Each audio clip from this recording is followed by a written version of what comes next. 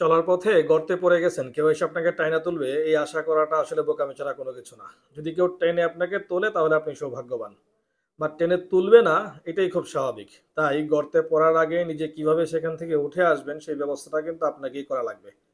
একইভাবে আপনি চলার পথে অনেক লোককে পাবেন যে কিনা উল্টা আপনাকে, যেটা আমাদের লোকাল ভাষায় বলে যে গাছে তুলে মই কেড়ে নেওয়ার মতো লোক কিন্তু অনেক পাবেন। একটা ছোট বাচ্চা যখন বড় হয়, ১ বছরের মতো বয়স হয়ে যায়, তখন হয়তো বাবা মা তাকে আঙুলে ধরে হাঁটানোর চেষ্টা করে।